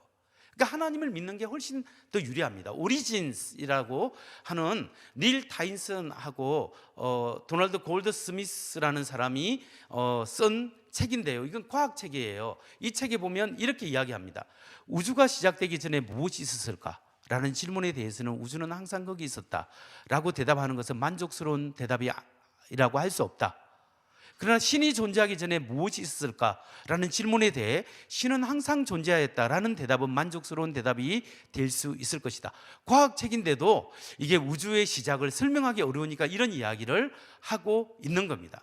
그러니까 우주가 이렇게 처음 하나님이 우주를 만드셨다, 이게 말이 된다는 거죠. 자, 그래서 결론은 뭐냐면 우주는 시작점을 가지고 있죠. 그 시작은 어떤 원인이 있는데 우주가 우주를 만들 수 없죠. 그러면 그 시작은 어떤 물질이 아니기 때문에 인격체이고 지성적인 하나님일 수밖에 없다라는 사실을 우리가 논리적으로 생각할 수 있어요. 그러니까 하나님이 있어야 세상을 창조할 수 있고, 이 세상을 태초에 하나님이 천지를 창조하시니라 이처럼 명확하게 이야기하는 것은 성경책, 성경의 하나님밖에 없다라는 사실을 우리가 알 수 있습니다. 자, 이제 누가 맞을까에 대한 답을, 무신론자는 우주는 원래 있었다? 아니죠. 우주는 영원하다? 아니죠. 우주는 시작도 끝도 없다? 아니죠. 그런데 우리가 성경을 통해서 알 수 있는데 하나님은 원래 있었다? 맞죠. 하나님은 영원하다? 그렇죠. 하나님은 시작도 끝도 없는 지성적이고 인격적인 그런 분이 있어야 이 대우주가 설명이 가능하다. 그래서 모세는 출애굽기 3장 14절에서 하나님이 모세에게 이르시되 나는 스스로 있는 자이니라. 또 이르시되 너는 이스라엘 자손에게 이같이 이르기를 스스로 있는 자가 나를 너희에게 보내셨다 하라. 이 말씀이 진짜 진리다라는 거죠. 창세기 1장 1절 한번 우리가 보면 태초에 하나님이 천지를 창조하시니라. 아멘. 골로새서 1장 16절 17절을 좀 요약하면 만물이 그에게서 창조되되 하늘과 땅에서 보이는 것들과 보이지 않는 것들과 만물이 다 그로 말미암고 그를 위하여 창조되었고 또한 그가 만물보다 먼저 계시고 만물이 그 안에 함께 섰느니라. 로마서 1장 20절 말씀 보면 태초로부터 그의 보이지 않는 것들 곧 그의 영원하신 능력과 신성이 그가 만물에 분명히 보여 알려졌나니 그러므로 그들이 핑계하지 못할지니라. 이 우주 만물을 통해서 하나님이 존재한다는 사실을 우리에게 성경은 분명하게 알려주고 있고 명확하게 알려주고 있다는 사실입니다. 근데 여러분, 그 창조주 하나님은 사랑이시다. 그 하나님이 파워풀한데 그 파워풀한 능력을 가진 그 하나님이 뭐 어떤 나쁜 마음을 가지고 사탄마귀 같은 마음을 가진다면 이게 엄청난 불행이에요. 그런데 우리가 믿는 하나님은 거룩하시고 사랑의 하나님이세요. 그 하나님이 우리를 사랑한다. 이것이 얼마나 큰 축복이겠습니까? 우리를 사랑해서 자신의 목숨을 내어줄 정도로 우리를 사랑합니다. 여러분, 사랑은 도덕적 성품의 완성입니다. 하나님은 완벽한 도덕성을 가지신 그런 분이 우리 하나님이세요. 하나님은 도덕적으로 완벽하신 분이에요. 근데 우리가 이제 도덕적으로도 한번 간단히 생각해 보면, 만약 하나님이 존재하지 않는다면 객관적인 도덕적 가치들은 존재하지 않는다. 여러분, 우리가 잘 알아야 될 것은 하나님이 없다면 이 세상에 옳고 그름의 기준이 없기 때문에 진짜 정의와 사랑과 좋고 선한 행동, 여기에 대해서 이런 가치들은 존재하지 않는다고 보는 거예요. 그런데 객관적인 도덕적 가치들이 존재하잖아요. 좋은 게, 선한 게 좋고, 남을 거짓말하는 건 나쁘고, 다른 사람을 목숨을 함부로 빼앗는 것도 잘못이고, 대량 학살도 잘못이고, 이렇게 성추행도 잘못이고, 이런 성폭행도 잘못이다. 이런 것들, 어린아이를 재미로 괴롭히는 것도 잘못이다. 이런 것은 어느 시대, 어느 민족, 어느 시대와 문화를 초월해서도 옳은 거예요. 이런 객관적인 도덕적 존재가 가치들이 있는데 동물에게는 없습니다. 그러면 이것은 그렇기 때문에 하나님이 아니고서는 이런 도덕적인 가치들은 존재하지 않는다는 거예요. 하나님이 계시기 때문에 이런 도덕적 가치들이 존재할 수밖에 없다라는 거죠. 그래서 하나님이 존재해야 객관적 도덕적 가치들이 존재할 수 있고, 하나님은 도덕의 기원이 되시고 하나님은 인권의 기원이 되신다. 여러분 잘 보십시오. 많은 사람들이 오해하는 것이 하나님이 없이 어떤 옳고 그름의 기준이 있다고 생각하는데, 하나님이 없다면 이것도 옳고 저것도 있고 기준이 없어요. 하나님이 어제나 오늘이나 내일이나 영원하고 불변하기 때문에 하나님이 불변하고 도덕적인 기준이 거룩하시고 기준이 되기 때문에 그 도덕적인 하나님의 견주어 봐서 옳고 그름을 알 수 있고, 그분의 말씀 때문에 옳고 그름을 알 수 있는데, 그런데 하나님이 기준이 없다면 무엇을 기준으로 해서 옳고 그름을 이야기할 수 있습니까? 각자 자기 생각이 다 옳다고 하겠죠. 절대적인 도덕이 없는 거죠. 근데 하나님이 계시기 때문에 절대적 도덕적 가치의 근거를 우리가 발견할 수 있는 겁니다. 그런데 이 도덕의 기원이 하나님이시면 인간의 인권, 휴먼 라이트, 인간이 왜 인간으로서 존귀하냐, 그 기원도 하나님이십니다. 왜냐하면 우리가 하나님의 형상으로 지음을 받았기 때문에 인간이 고귀한 거예요. 그래서 인권의 기원은 하나님의 형상으로 지음받았기 때문에 우리가 그렇다라고 이야기할 수 있다면, 이걸 적용시킨 것이 토마스 제퍼슨이 작성한 미국 독립선언문에서 확인할 수 있습니다. 모든 사람은 평등하게 창조되었으며 창조주로부터 주어진 양도할 수 없는 권리, 특별한 생명, 자유, 행복을 추구할 권리를 부여받았음은 자명한 일이다. 이 미국 독립선언문이 유엔 헌장과 세계 인권 선언문의 기초가 되었다라는 거예요. 근데 이 미국 독립선언문은 이 하나님이 우리를 하나님의 형상대로 평등하게, 하나님이 우리를 창조했기 때문에 인간이 특별하다라는 거죠. 그래서 인간의 권리는 창조주가 부여했다. 동물의 권리와 인간의 권리가 다른 것은 무엇일까요? 여러분, 왜 그 동물 애니멀 라이트 하는 사람들이 왜 인간의 그 휴먼 라이트하고 뭐 차별성이 없다고 생각을 하는 사람들인데 왜 우리가 다를까요? 그러면 소나 돼지는 도살해서 잡아먹어도 되지만 인간을 학살하면 안 됩니다. 왜 그럴까요? 만일에 우리가 진화된 동물이라면 뭐 좀 더 진화된 거나 좀 덜 진화된 거나 근본적으로 차이가 없지 않아요? 똑같은 동물일 수 있는데, 그러나 사람들은 그렇게 생각하지 않습니다. 왜 그러냐? 우리는 하나님의 형상으로 지음받은 인간이기 때문에 인간이 고귀하다라는 거죠. 그래서 여러분, 무신론은 하나님이 없다라는 것은 도덕적 상대주의로 합니다. 이것도 옳을 수 있고 저것도 옳을 수 있고 네 생각이 옳을 수 있고 이 집단의 공동체가 옳을 수 있고 다 이 사람들이 합의만 하면 그게 옳고 그름의 기준이 자기 주관적이고 사람들 합의에 이르면 된다라고 생각합니다. 그런데 그래서 동성애도 옳다라고 이야기하죠.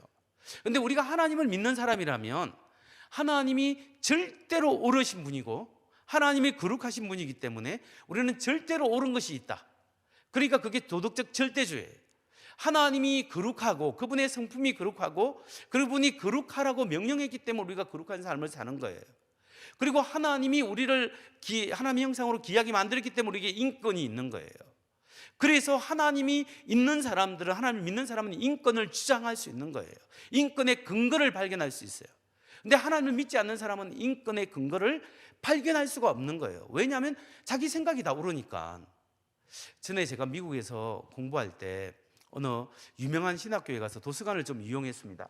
그때 이용할 때 그때 어느 사람이 크리스찬인데 그 크리스찬 그 목사님이 하는 말이, 나는 상대주의자로서 목사님처럼 절대주의를 믿는 사람하고는 생각이 다릅니다 라고 이야기하더라고요. 그래서 아니, 목사님이 상대주의라고 하면 그러면서 자기가 하는 말이 뭐라고 좀 자세히 이야기해 달라니까 자기가 하는 말이, 목사님은 절대 진리를 믿죠, 절대로 오는 것을 믿죠. 예, 그렇습니다. 제가 그렇게 이야기했습니다. 근데 그분이 하는 말이 뭐라고 하냐면은, 이 세상에 절대로 옳은 것은 없습니다 라고 저한테 주장을 하는 거예요.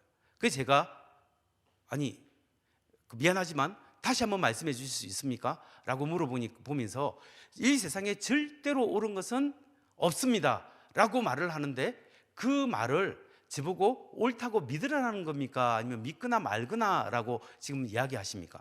그 개인적인 퍼스널 오피니언, 개인적인 사견입니까? 아니면 그게 옳다고 유니버설 클레임, 보편적인 진리라고 저한테 이야기하고 있습니까? 자기가 옳다고 하다 보니까 스스로 모순인 건 아시죠? 이 세상에 절대로 옳은 것은 없습니다. 그 말은 절대로 옳으니까 나한테 믿으라고 지금 푸시한 거 아닙니까? 아, 그렇습니다. 그러면 내가 말을 바꾸겠습니다. 이 세상에 절대로 옳은 것이 있을 수 있는 가능성은 없습니다. 이렇게 말을 바꾸겠다고 하는 거예요. 그래서 제가 다시 말했습니다. 무엇은 무엇이다, 이런 명제로 이야기할 때는 참과 거짓의 가치를 가집니다.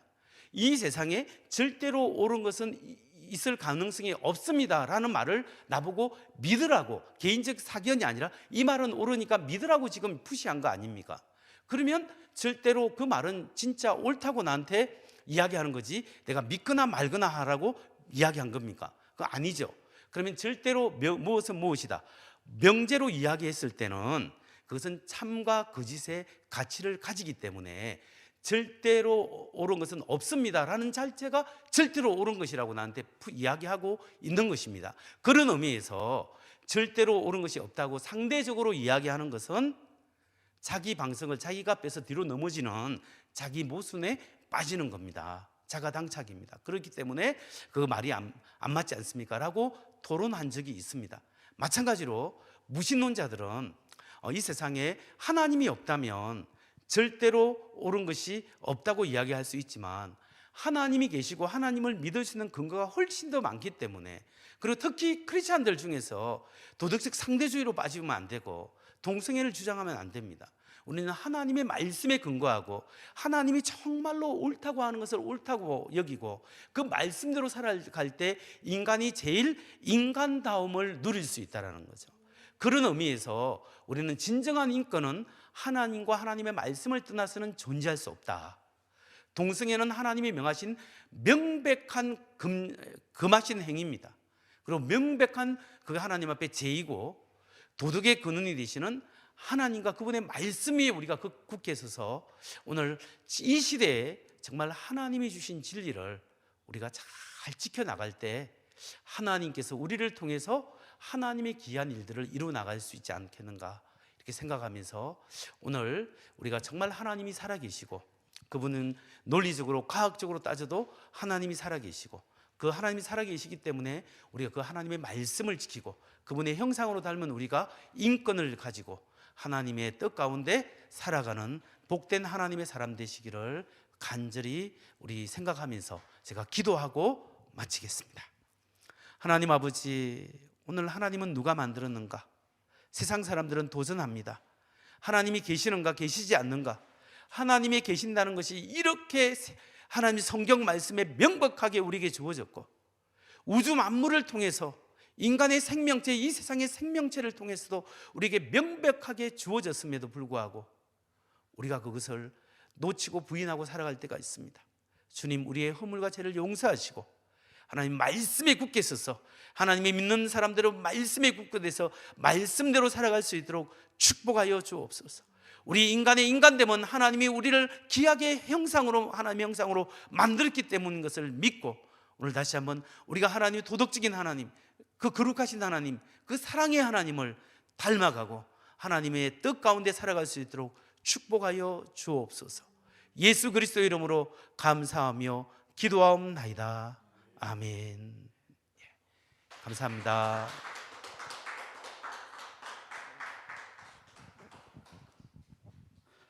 네, 감사합니다. 너무나 귀한 강의 말씀이셨습니다. 이 짧은 시간이지만은 들으시면서 변증력이 많이 생기셨다, 이렇게 느껴지지 않으시는지요?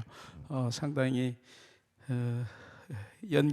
논리의 연결고리가 저절로 하나님은 살아계시다라는 결론에 도달할 수밖에 없는 이런 말씀을 주셔서 너무나 감사합니다.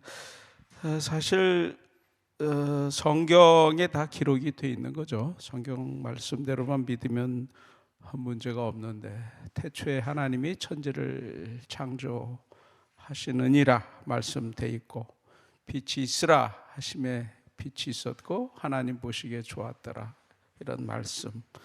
하나님, I am who I am, 나는 스스로 존재하는 자 아니라, 이런 말씀을, 성경 말씀을 그대로 믿으면 아무런 문제가 없는데 절대로 그대로 안 믿죠. 믿는 사람들조차도 때로 의심하고 또 그렇지만 믿는 사람들은 어떤 흔들림이 있더라도 결국 말씀으로 돌아가서 다시 믿음에 서는데, 이 믿는 사람들의 믿음을 자꾸 흔들고 하는 그런 많은 지식들이 있고, 그런 것들이 사실은 과학적으로, 역사적으로 어떤 입증된 그런 지식도 아닌데, 우리가 지식으로 무장이 안 돼 있으면 그런 지식을 갖고 막 따지고 들면 우리 믿음조차 흔들리게 되고, 그러면은 복음을 증거할 수 있는 힘을 잃고, 이런, 또 더군다나 이런 엉터리 지식, 헛된 철학, 이런 우리 영혼을 노략질하는 이런 지식이 갈수록 늘어나고, 그런 것들이 어떤 유행을 타고 막 책들이 쏟아져 나오고, 목사님 지난 시간에도 상세히 설명을 해 주셨지만, 이런 시대는 오늘과 같이 확실하게 말씀의 그 논리적 구조를 확실하게 우리가 머릿속에 틀에 있으면 훨씬 흔들림도 없고 우리가 복음을 확실하게 전하는 데 도움이 많이 될 거다, 이렇게 생각합니다. 아주 시작부터 이렇게 말씀을, 우리가 이런 변증이 더 필요한 거는 앞부분에서 이제 설문조사, 여론조사 이렇게 말씀을 해 주셨는데, 한국 사람들이 이게 하나님의 존재나 천국에 대한 의심이 훨씬 덜하다, 통계적으로 보면. 저쪽은 하나님의 존재는 일반 61개국을 조사했더니 72%인데 우리는 42%밖에 안 되고, 이렇게 한국 사람들이 훨씬 현실지향적이다. 그만큼 그 의미는 이 믿음을 흔드는 그런 지식이 먹힐 수 있는 그런 분위기나 환경이 더 크다, 이런 의미 아니겠습니까? 그래서 더욱더 오늘 목사님 말씀 주신 이 변증으로 우리가 무장할 필요가 더 있지 않나. 전체적으로는 세 가지를 말씀을 주셨어요. 이제 세 가지 가장 근본적인 질문. 불신자 입장에서 보면은 우주는 원래 있었다. 우주는. 그리고 우주는 영원하다. 또 우주는 시작도 끝도 없다. 이 세 가지와 그 우주에 하나님을 넣게 되면 하나님은 원래 계시죠. 또 하나님은 또 영원하시죠. 또 하나님은 시작도 끝도 없다. 이게 이제 결론인데, 이 결론 이 세 가지를 말씀하시기 위해서 역시 그 우주론적 근거로 보면 이 빅뱅 이론 말씀을 주셨습니다. 또 연력학 제2법칙도 주셨고 말씀을 해주셨고, 이게 빅뱅 이론이 여러 가지 관측적 증거로 이렇게 얘기를 하는데, 사실 빅뱅 이론은 조심스럽게 이렇게 말씀도 주셨는데, 지난번에 112회 강의 때 아마 교수님 오셔서, 윤 교수님 오셔서 빅뱅 이론 상당히 말씀을 주셨죠. 근데 그때 이제 그때 이론은 여러 가지 이론을 소개를 하면서, 진화론 여러 가지 이론을 소개하면서 그 이론의 그 허구성, 취약점 이런 것들을 말씀하시는데 방점이 있었고, 오늘은 이 빅뱅 이론을 말씀하시면서 이제 우주의 시작이 있었다라는 증거, 시작이 있었다. 이 시작이 있었다라는 것은 그 시작, 아무것도 없는 상태에서 뭔가 이렇게 갑자기 나타났다. 그 나타난 것은 어떤 그 나타난 걸 그걸 만든 아주 초월적 존재, 어떤 목적을 갖고 완전하게 창조하는, 그런 창조를 뒷받침하는 그런 그 시작이 있었다, 이런 말씀. 결국 무에서 유가 창조가 됐고, 이런 것들이 이제 이런 말씀을 주면서 빅뱅 이론 말씀하셨는데, 그때하고 지금하고는 좀 방점이 많이 다른 말씀. 확실히 시작이 있었다라는 부분에 빅뱅 이론을 말씀을 하셨는데, 이 부분이 좀 헷갈리면 112회 강의를 한번 이렇게 들으시고 비교를 하면 훨씬 도움이, 정리가 더 확실하게 되지 않을까. 뭐 복음 전하는데 거기까지 우리가 지식이 필요한가 이렇게 싶을 수도 있겠지만은, 거기까지 그렇게 복잡하게 복음 전하는데 말씀은 없겠죠. 그런데 개인적으로 그런 부분이 정리가 필요하신 분들 한번 들어가 보면 훨씬 지식이 명확해지겠다, 이런 말씀을 제가 드리고 있는 겁니다.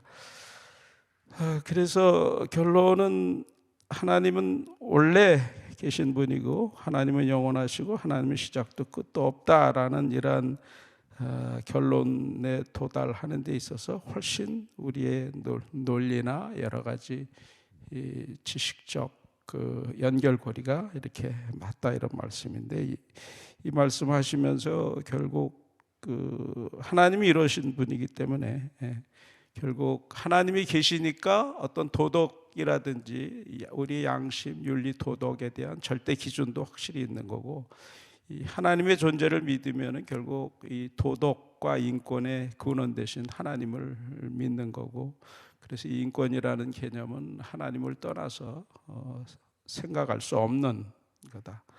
이 인권을 주신 하나님이 또 동성애를 죄라고 성경에 말씀을 통해서 분명히 금했는데, 이 동성애를 인권이라고 주장하면서, 더군다나 이제 앞부분에도 말씀을 했지만 국가인권위원회가 인권 보도 준칙도 만들고 해서 동성애를 옹호하는 그러한 그 세력, 이 성이념을 갖다가 전파하는 그러한 기관으로 변질되는 이러한 것들을 교수님들이 성명을 통해서 지적을 했다는 말씀을 드렸는데, 그 동성애를 인권이라고 주장하고 동성애를 그 인권이라고, 그게 유엔의 기준에 맞다고 해서 자꾸 이렇게 동성애 옹호를 하는 여러 가지 조처를 해 나가고 하는 그 국가인권위원회는 반드시 바로잡아줘야 된다, 이런 생각을 또 해보게 됩니다. 그래서 오늘 결론은 이 무한한 우주에서 또 우리를 이렇게 생명체로 태어나게 하시고 믿음을 갖게 하시고 하나님의 말씀을 잊게 하시고 또 이렇게 우리의 날마다 생활 가운데 동행해 주시고 하는 하나님의 은혜, 이 은혜에 대한 믿음 위에 굳게 서서 흔들림 없고, 또 여러 가지 엉터리 지식으로 믿음을 흔들려고 하는 사람에 대해서는 오늘 목사님 말씀 주신 이틀을 잘 기억하셨다가 이렇게 변증을 하셔서 그 사람을 오히려 흔들려고 하는 사람은 오히려 복음을 전하는, 거꾸로 복음이 전해져서 그 사람을 전도할 수 있는, 이렇게까지 우리가 말씀과 지식으로 무장되기를 간절히 바라고, 또 이 귀한 말씀을 또 널리 전해주시고 많은 사람한테 이 오늘 귀한 말씀 이 차바 들어가면 영상 그대로 있으니 꼭 보시고 여러분들 널리 전했으면 좋겠다, 이런 말씀 다시 드리면서 오늘 말씀 요약 마무리 짓도록 하겠습니다. 예, 그 다음 순서로 간추린 뉴스를 한번 보겠습니다. 서울광장 동성애 축제 프로 기사가 나왔어요. 이게 이제 한국교회언론회가 낸 논평 내용인데, 기어 축제 한국교회언론회에서 이렇게 파악해 보니까 7월 1일 날 기어문화축제 서울광장 사용 신청이 접수됐다고 합니다. 그래서 이번만은 이 음란한 동성애 행사를 허락해서는 안 된다, 이렇게 이제 교회 언론인회가 주장하는 논평을 냈습니다. 이에 대해서 오세훈 시장이 지난번처럼 할 게 아니라 이번에는 오세훈 서울시장이 동성애 절대 안 된다, 이런 분명한 의지를 보일 것을 강조를 했습니다.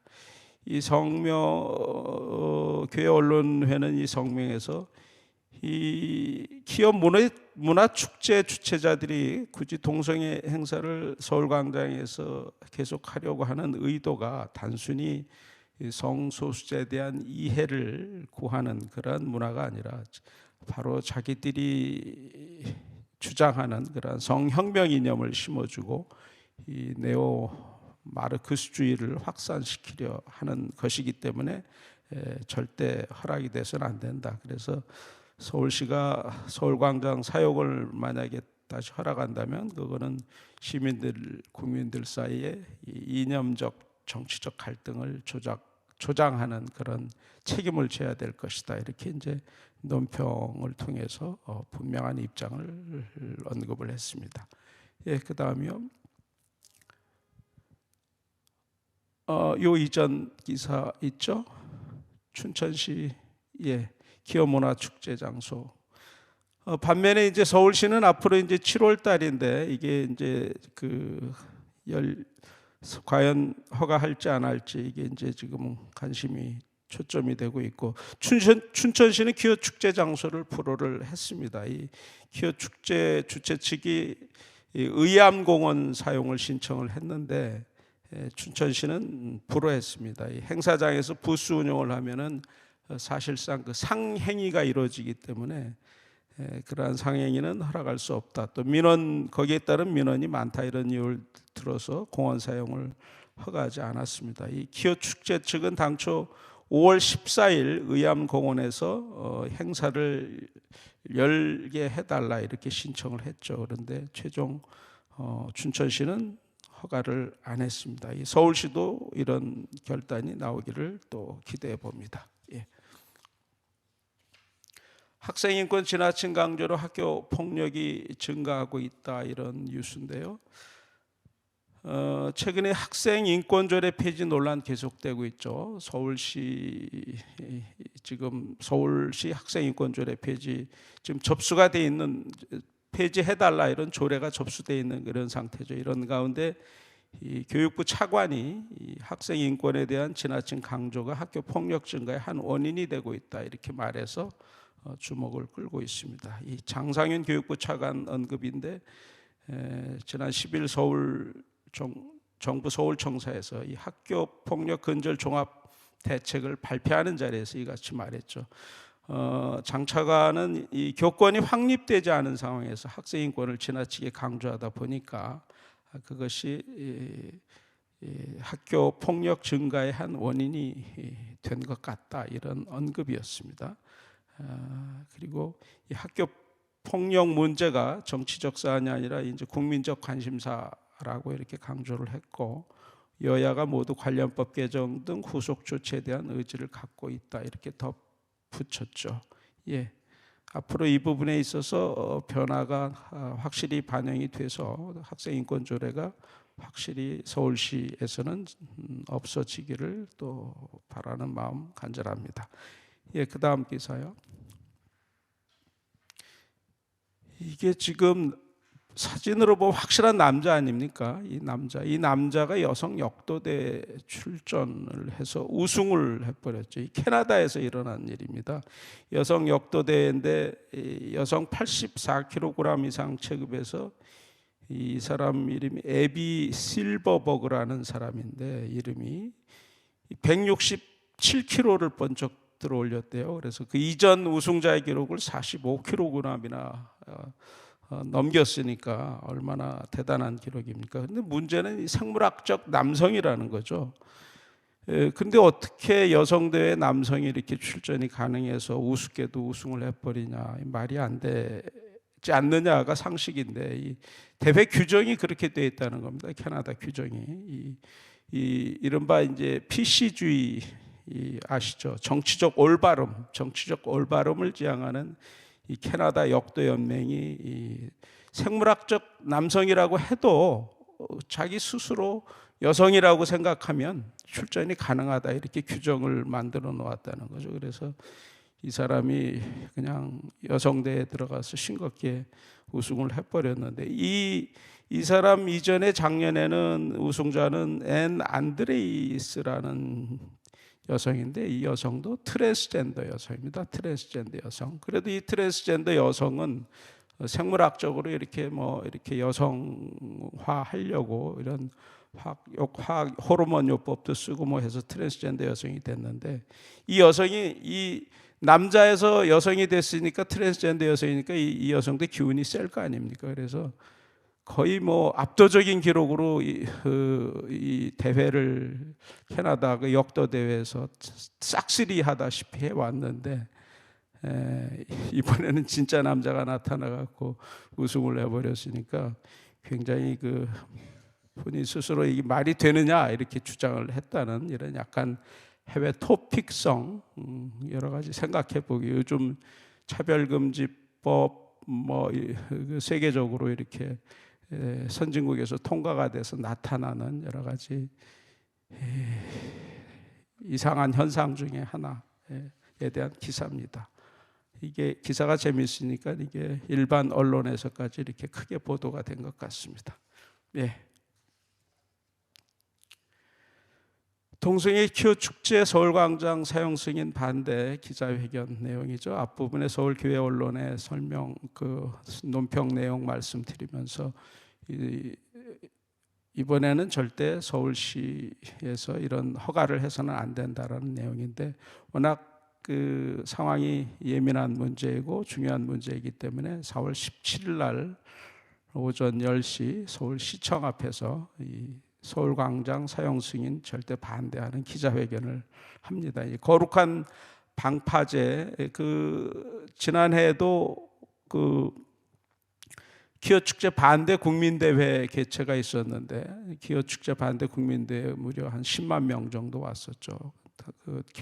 비도 왔는데 그때 쏟아지는 비 속에서도 흔들림 없이 거리 행진도 하고 그래서 많이 참석했던 사람들이 굉장히 은혜를 많이 받았고 기어 축제 측은 굉장히 적은 수가 참석을 했었는데 올해도 이 기어 축제 반대 국민대회를 지금 이 거룩한 방파제를 중심으로 해서 시민단체 연합이 지금 준비를 하고 있는 가운데 있습니다. 그래서 이번에 이 기자회견을 통해서 서울시가 절대 사용 승인 내주면 안 된다 이런 입장을 밝힐 예정입니다. 한번 가보시면 현장의 분위기를 또 느낄 수 있을 테니 많이 가주시기 바랍니다.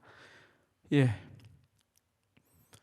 네, 오늘 순서 준비한 거는 여기까지 마치도록 하겠습니다. 예.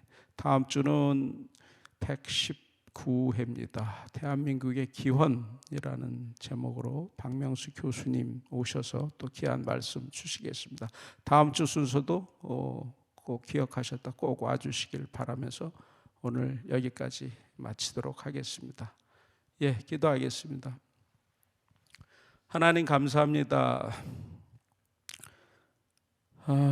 오늘도 이렇게 귀한 목사님 보내주셔서 그 말씀을 통해서 우리가 새롭게 지식 무장하게 하심을 감사드립니다. 여러 가지 우리 영혼을 노략질하는 악한 사상과 여러 가지 지식들이 크게 유행하는 이 시대에 오늘 목사님을 통해서 주신 말씀을 우리가 잘 새겨 듣고 이 말씀으로 우리 하나님을 살아계시고 하나님은 영원하시고 하나님은 스스로 존재하는 분이심을 우리가 힘있게 간증하고 힘있게 변증할 수 있도록 하나님 도와주시옵소서. 이 시대에 영적 전쟁이 갈수록 거세지는 이 때에 영적 전쟁의 현장에서 수고하는 많은 분들을 기억하여 주시고 하나님 이 차바가 하나님 말씀과 지식으로 무장하는데 크게 쓰여질 수 있도록 하나님 은혜를 베풀어 주시옵소서. 부족한 저희들이 하는 것이 아니고 오직 하나님이 이 일을 하시는데 저희를 이렇게 참여케 하셨사오매 우리 주님께서 맡긴 일들 저희들을 온전히 감당할 수 있도록 도와주시고 이렇게 차바가 방송이 진행될 때마다 듣는 분들 많은 사람들 마음문을 열어주시고 은혜 받게 하시고 결심하게 하시고 그러므로 인해서 하나님의 군대가 더욱 많이 튼튼하게 만들어지고 진군할 수 있도록 하나님 은혜를 베풀어 주시옵소서. 타바를 이끌어가는 많은 분들 또 시작한 조영길 변호사님을 비롯해서 이 스텝들 일일이 기억하여 주시고 늘 믿음으로 충만케 하여 주시옵소서. 예수님 이름으로 기도드립니다. 아멘.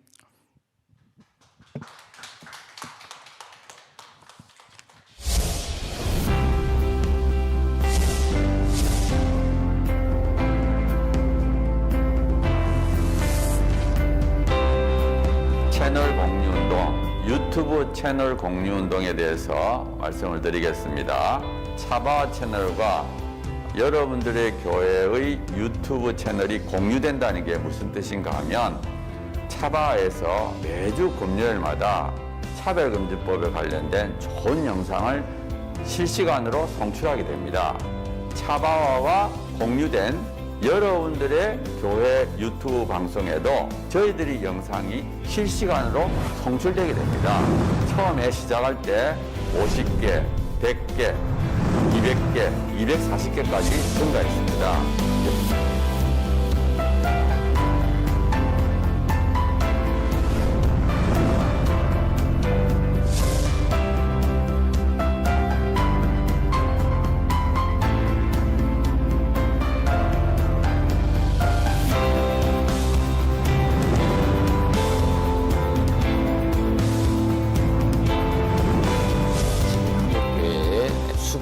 만여 개 되고 유튜브 채널을 10,000개라고 보면 그 10,000개 중에 한 10%, 1,000개가 되면 이 1,000개 채널이 나머지 10,000개에 영향을 10,000개 채널이 10,000개 교회가 나머지 6만 교회에 영향을 미칠 수 있다. 저는 그렇게 생각합니다.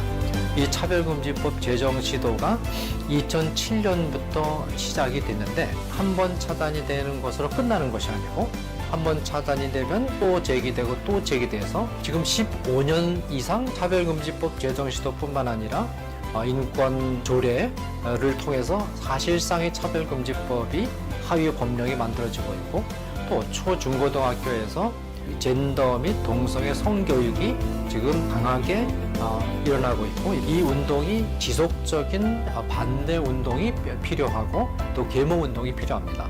여러분 섬기시는 교회 담임 목사님 은혜로운 설교를 들으셨다면 적어도 주 1회는 지금 전 세계에 가장 위협이 되고 있는 동성애 성혁명 주장들 그리고 우리 미래 세대를 음란으로 미혹시키고 거짓으로 미혹시키고 있는 이 성혁명 사상들 차별금지법 이 문제가 우리나라에서 반드시 막아내고 복음적 성인례를 반드시 지켜내는 이런 사역에 우리가 실패해서는 안 되겠습니다. 차바 강의 중에서는요, 쉬운 강의도 있고요, 또 어려운 강의도 있습니다.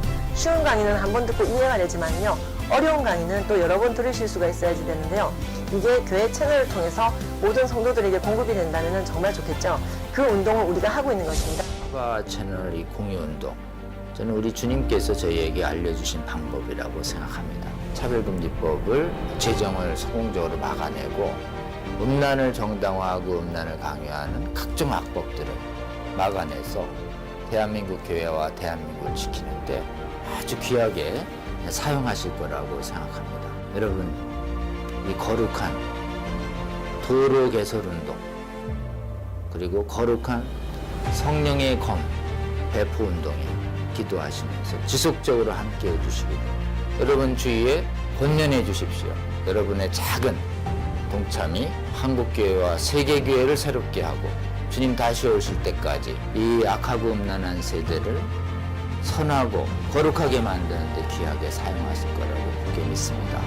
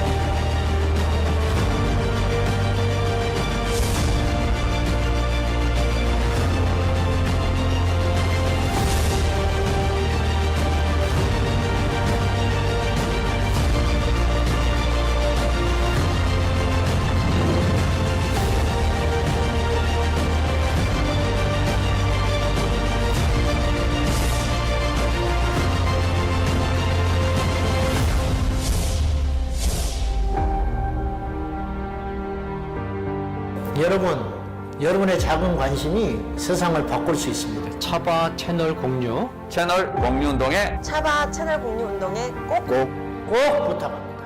화이팅! 파이팅! 화이팅!